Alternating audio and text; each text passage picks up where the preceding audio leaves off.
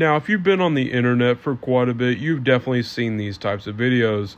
They usually say stuff like Windows 95 startup sound pitched over surrealist landscapes. And when you click on the video, it's exactly as the title suggests. They usually play the Windows 95 sound, startup sound, just, pitched up or pitched down. You've heard it. We all heard it. I can't play it, sadly, because it's copyrighted. But anyways, yeah. Over these, surrealist, awe-inspiring paintings and landscapes that just, make you think, who made these amazing artwork pieces?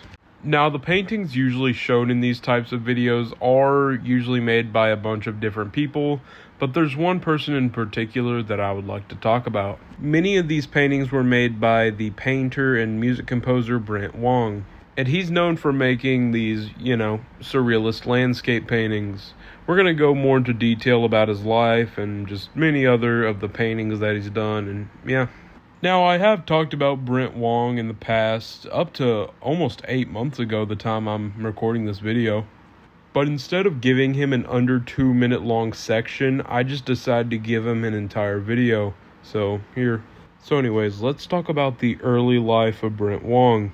Brent Wong was born in Otaki in 1945. His parents had moved around quite a bit, but they eventually settled in Wellington, which is the capital of New Zealand, in 1949.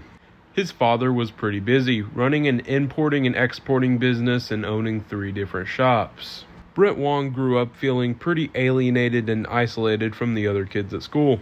When Wong was 5 years old, he moved to Hong Kong for his father's work. His mom and his other siblings went back home, while his father stayed. Brent Wong had only seen his father a couple of more times before his father died. Growing up, he had a passion for music and he wanted to compose music, but the problem is he couldn't really read and he was also dyslexic. So he decided to take a shift towards more drawing related things, which helped him express himself. So anyways, let's go ahead and move on to Brent Wong's, adult life. In 1969, when he was 24 years old, Brent Wong exhibited 12 paintings in New Zealand. This was his solo exhibition, and he got quite a bit of attention. Heck, he has even won a few awards for them. He created most of his paintings in the 70s, and yeah, most of the ones I've already shown you right here were also made in the early 70s, or just, sometime in the 70s. He had focused on making surrealist paintings, which is most of the works he has done. Surrealism is an art movement that started around post-World War I.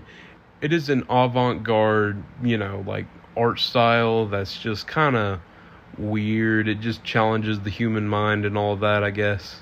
And that's what type of art he makes. In the 70s, Brent Wong was obsessed and just locked in on making these paintings, usually taking antidepressants, smoking cigs, and drinking black coffee, and working 8 hours a day on almost every day except Christmas. He wasn't really eating well, he was sleep deprived, and he was getting headaches, and he didn't want to really talk to a therapist. He was also pretty worried about money. Also, this article that I'm reading about Brent Wong is amazing with the person interviewing, but these couple of sentences are not it. Read them. In the 80s, Wong decided to, focus more on music, buying an entire church organ and having it shipped over from America.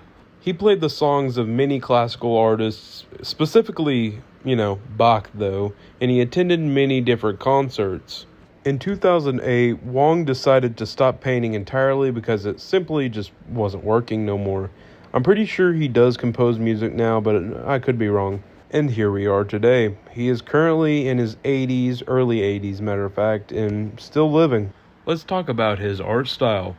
Again, he makes surrealist things, which are just kind of unusual, and you can see the unusual aspect being used in many of his things, with lots of his paintings consisting of hills and a blue sky with, a house or just some type of building, pretty normal, but have some giant, just weird thing in the background that just perfectly just has some type of beauty to it. I don't know, it's pretty cool. He's made lots of paintings, and it feels like most of them shift towards what I described 30 seconds ago. A lot of his paintings make you wonder, For example, let me just show you a few examples actually. Why is there a giant snail? What is that, and why does this look so like plastic? Yeah, like plastic, like Kim Kardashian or something. A lot of his also takes place in the beach too, with many of his, weird ones also doing it. Why is that one album cover style that every prog band has used once in their album cover is here? But he's also made more like simpler things without all the like weird CGI like things in the background. Take example Massing Clouds Field. This might be one of my personal favorites. I just like get a neuron activation from this type of thing with like the large cloud with the blank field and the beautiful skies. I don't know, it's just really beautiful. A few of his paintings kind of look like the one I just showed. I'm pretty sure he donated quite a bit of his artwork pieces to charity, so that's pretty sweet. So, alright, I guess that's the end of the video. I just really wanted to talk about Brent Wong, and yeah. I probably got some of the information wrong because I looked at Wikipedia, and I also looked at this random news article that I found, which was pretty sweet. I learned quite a few things about Brent Wong, because I guess the girl interviewing him, yeah. But anyways, well, see ya, I guess.